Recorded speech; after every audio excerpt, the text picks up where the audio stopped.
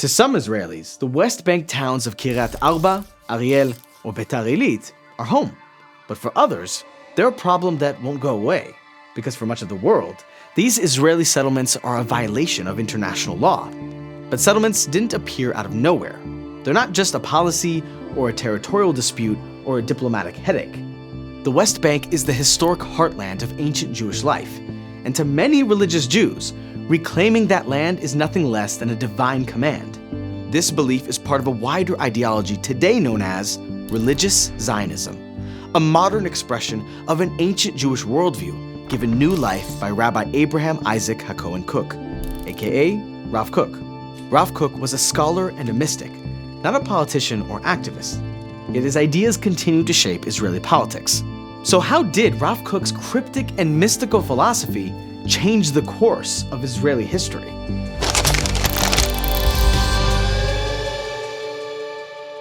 Today, Rabbi or Rav Abraham Isaac Kook is a legend, particularly among religious Zionists.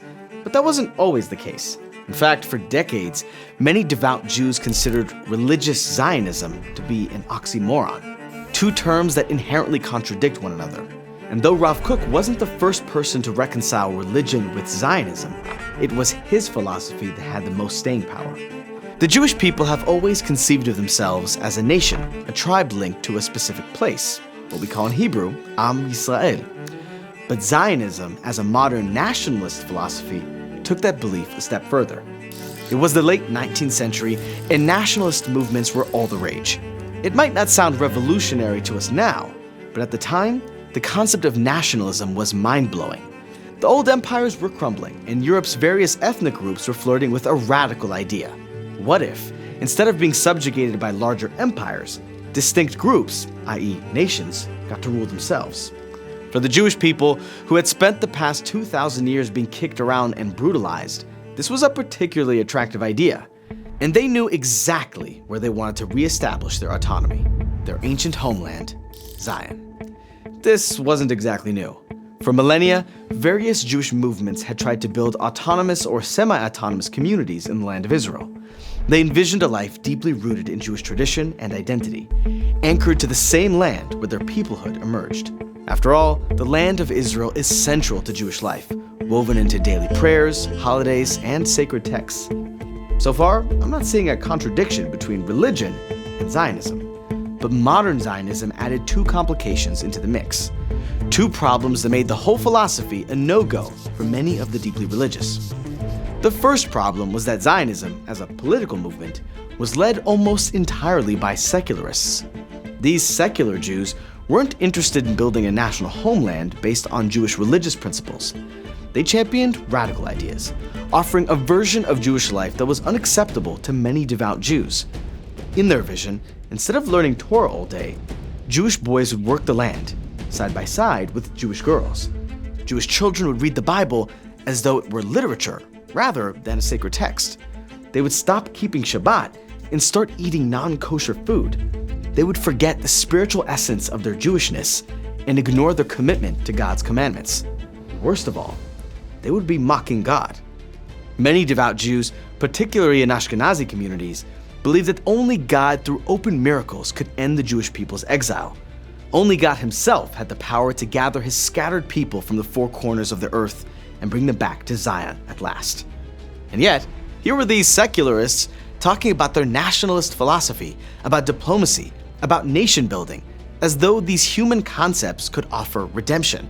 For many pious Jews, this was not only a break with tradition, it was outright heresy. And then, Rabbi Kook came along and changed everything. Rabbi Kook was an unlikely ambassador for the Zionist movement.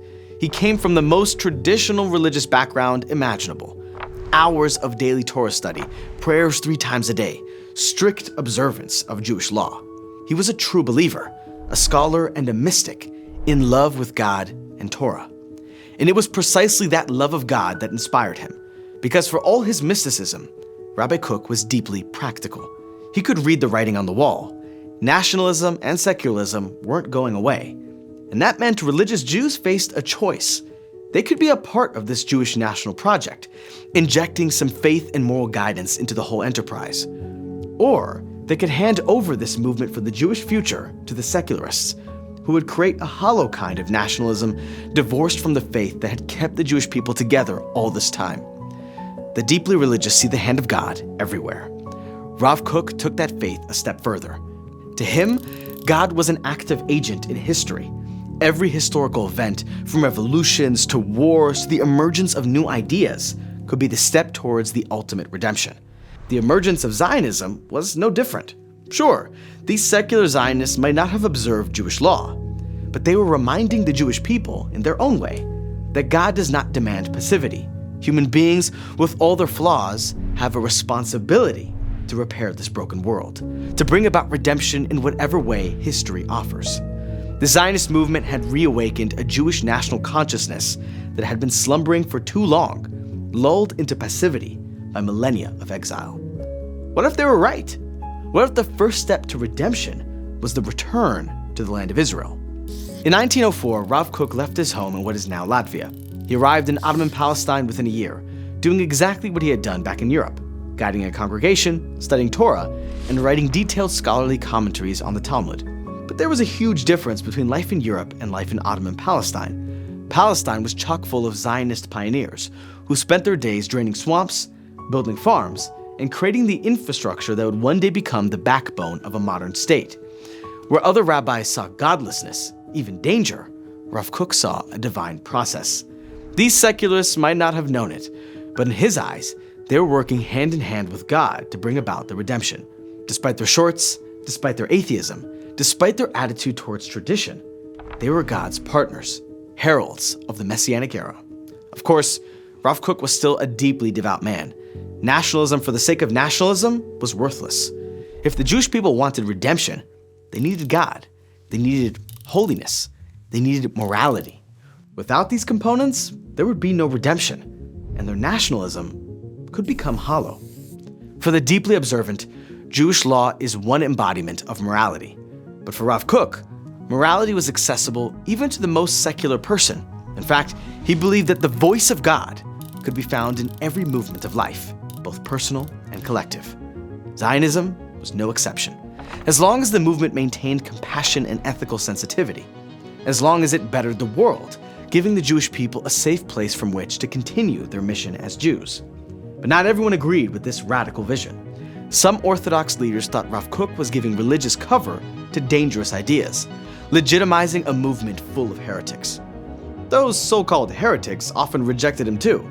Some secular Zionists ridiculed his belief that they were completing a chapter of some sacred prophecy.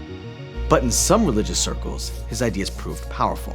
Slowly, Rav Kook earned the reputation as the rare rabbi who could speak the language of tradition and that of modernity without sacrificing either. So in 1921, the newly installed British Mandate of Palestine appointed him chief Ashkenazi rabbi, making him one of the leading rabbinic authorities of the Jewish community in Palestine. His controversial ideas were no longer marginal. They were now embedded in the institutions that would shape Jewish religious life for generations. Rav Kook did not live to see the founding of the State of Israel. He passed away in 1935 before the annihilation of 1/3 of the world's Jews, before their national rebirth in 1948 with the establishment of the modern State of Israel. For the first 19 years of Israel's existence, his ideas floated in the ether, neither controversial nor particularly influential. Religious Zionist communities were just like any other. They voted, they sent their kids to the army, and just as religious Jews have done for thousands of years, they prayed for the day they could return to Jerusalem. Because Jerusalem was not fully under Israel's control, the Jordanians held half of it, the half that just happened to be home to Judaism's holiest sites, and they had no intention of letting Jewish people visit. They even demanded baptismal certificates from tourists who wanted to see the Western Wall, which meant that Jews were barred from their own holy sites, the Temple Mount, the Western Wall, the biblical cities of Hebron and Jericho. It was a bitter pill to swallow, but it was also just how things were. And then came the summer of 1967. Egypt had been rattling its sabers for a while. Everyone knew a showdown was coming, but no one expected Israel's surprise attack. In a matter of hours, the Israelis wiped out the entire Egyptian Air Force. Then they moved on to Jordan and Syria. The fighting was over in less than a week. At the end of those 6 days, tiny Israel had suddenly quadrupled in size. From Syria, they took the Golan Heights. From Egypt, they took Gaza and the Sinai Peninsula. And from Jordan, they took the eastern half of Jerusalem and the West Bank, whose ancient name, of course, is Judea and Samaria. It was a stunning military victory, but for many religious Zionists, it was a sign of something much bigger, a miracle, a sign from God, a spiritual wake-up call. For the first time in 19 years, the Jewish people had access to Jerusalem and the biblical heartland. Israelis of all stripes flooded to these holy sites. Even the most secular among them found themselves with tears in their eyes. But it was the religious Zionist community who translated emotion into action. Rabbi Abraham Isaac Kook had written and spoken of the Jewish obligation to settle the land. But he had not lived to see Jewish sovereignty, let alone the divine miracle of the Six-Day War. So his son, Rabbi Yehudah Kook, translated his ideas for this modern era. The Jewish people had returned to the land of Israel, but they weren't done yet. Now that the biblical heartland was in Jewish hands once more, it was time to finish the job, to reclaim Jewish holy sites, to settle the entirety of the land of Israel, to rectify a historical injustice. Rav Kook himself had never talked about expansionism, about widening the borders of the country. There were no borders, no country in his time, but his mystical and sometimes cryptic writings gave his followers a theological vocabulary. Religious Zionists weren't the only ones interested in settling their newly acquired territory. Plenty of secular Israelis favored this approach too. For one, the West Bank gave Israel some strategic depth. Before, the state had been only 9 miles wide at its skinniest point, dangerously easy for a competent enemy to cut in half, isolating the two parts of the country from each other. And many people, religious and secular, saw the strategic and security value of establishing communities in the Judean hills. A deterrent, a first line of defense against neighbors who still refuse to recognize the Jewish state. Hebrew scripture has a lot to say about the obligation to settle the land. For the students of Rav Yehudah Kook, that's Rabbi Kook Jr., those commandments were no longer abstract. History itself had activated them in the wake of 1967, turning settlement into a religious duty here and now. What began as a religious idea quickly gained serious political momentum. By 1974, Rav Kook's disciples had coalesced into a genuine political movement, known as Gush Emunim, Hebrew for the Block of the Faithful. With the junior Rav Kook as their spiritual authority, Gush Emunim set out on their sacred mission of settling the biblical heartland, aka Judea and Samaria, aka the West Bank. Instead of waiting for government approval, they began establishing settlements themselves. Sometimes they had official backing, sometimes they didn't. But in their eyes, they answered to a higher authority than the Israeli government. As the elder Rav Kook wrote, "The land of Israel has intrinsic meaning. It is connected to the Jewish people with the knot of life." They truly believed they were doing God's work.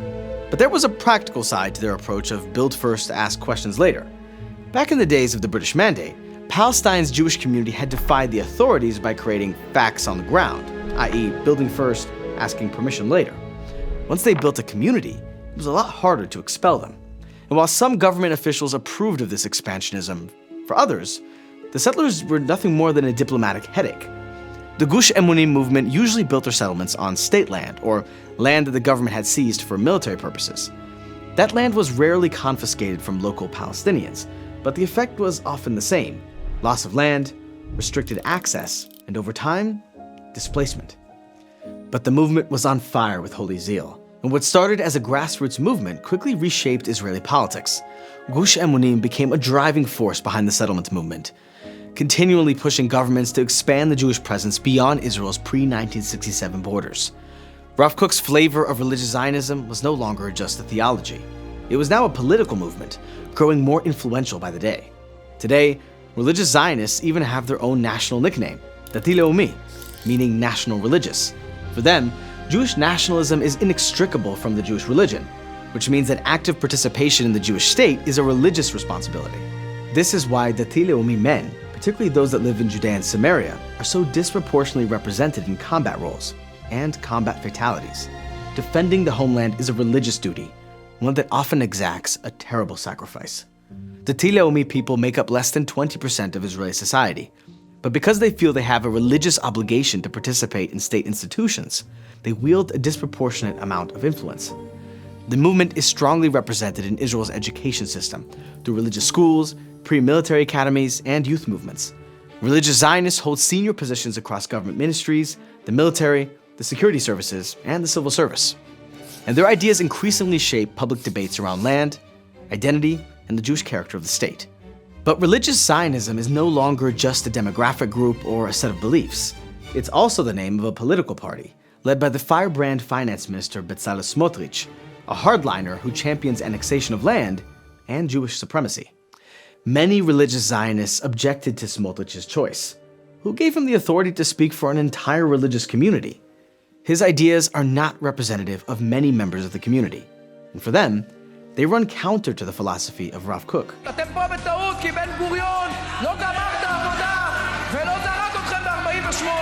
Religious Zionism is not a single unified movement. Some religious Zionists do believe that Jews have exclusive right to live in the land of Israel, but others, like Rabbis Menachem Froman and Yaakov Nagen, draw on the same traditions to argue for moral responsibility, coexistence, and active peace building. Some of these figures live in settlements, and they see no contradiction between their religious philosophy of settling the land and their political beliefs about coexistence and harmony. But that's exactly the kind of contradiction that Rav Kook didn't see as a contradiction at all, because his philosophy centered on infusing the national rebirth of the Jewish people with Torah, mysticism, and redemptive meaning. He believed that Jews needed to reclaim their heritage as proud, self-determining people who could defend themselves. That meant establishing autonomy. That meant creating an army. And that sometimes meant warfare. But he cautioned that this power would generate new responsibilities the Jewish people had not had to shoulder for centuries. Ethical dilemmas like, how do I return to the land and also love my new neighbor? Over time, different figures responded to these dilemmas in their own ways. Some take a hardline approach. Others have developed a more dovish philosophy, still rooted in Rav Kook's ideas. Rav Kook's world was different from our own. He didn't live to see the state of Israel, the Six-Day War, the rise of Gush Emunim. And using his writings to justify modern policy is always an act of interpretation shaped by the present. It almost always narrows down his vast body of work. And nobody can rightfully claim that what they're doing today is a direct extension of what he himself envisioned in the early 20th century. Not that this has stopped people from adopting his language for their own ends. Hardline politicians often invoke biblical history and ancestral destiny to argue for expanded borders and sovereignty. Others go a step further, arguing that out-and-out conquest will hasten the process of redemption, which really upsets some self-described religious Zionists, who say that Rav Kook's thought has been flattened, that political and ultra-nationalist language obscures his insistence that redemption must be moral, humane, and unifying. But this argument over Rav Kook's legacy is really an argument over something much bigger. It's an argument about the kind of country Israel should be, about what it means to have a Jewish state, and about which values deserve to shape the country's future. It's not clear where Rav Kook would fall in today's political spectrum, but no matter what policies he would have approved of, he was always motivated by one thing. My heart is full of holy fire of love for Israel and for the entire world, to elevate it all to the source of good.